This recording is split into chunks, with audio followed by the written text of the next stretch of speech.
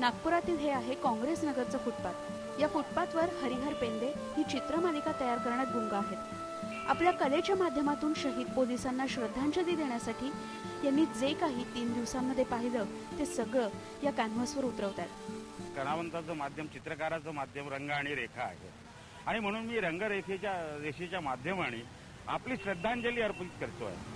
त्यांनी आपल्या चित्रात बुद्धाचे अश्रू आणि रक्ताचे थेंब, महात्मा गांधींचा विश्वशांतीचा संदेश आणि बंदुकीतून सुटलेल्या गोळीचं प्रतीक अशी दहशतवादाकडून विश्वशांतीकडे नेणारी विक्रमी मालिका साकारली आहे। देशासाठी जीव देणाऱ्या पोलीस अधिकाऱ्यांना श्रद्धांजली देण्यासाठी नागपुरातील कलाकारांनी जागा निवडली आहे। ती म्हणजे हेमंत करकरेंच्या बालपणीच्या घरापासून तर त्यांच्या शाळेपर्यंतची।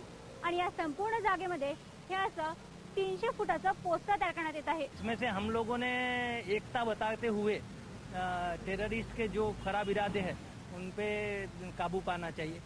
मैं अपनी श्रद्धांजलि जो शहीद हुए हैं जो भी इसमें उनको व्यक्त करता हूँ। या सगळ्या चित्रांमध्ये ताज हॉटेलवर कसा हमला केला गेला, दहशतवाद्यांचा हेतू आणि यामुळे बुद्ध आणि गांधींचे विचार काही काळासाठी कमकुवत पडले याचं चित्रीकरण केलं गेलंय। ते पाहून सामान्य माणसांना कसं लढायचं याची शिकवण मिळते।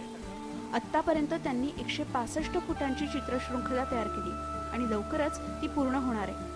व्हिडिओ जर्नलिस्ट प्रशांत मोहितेसह कल्पना नळसकर, IBN लोकमत, नागपूर।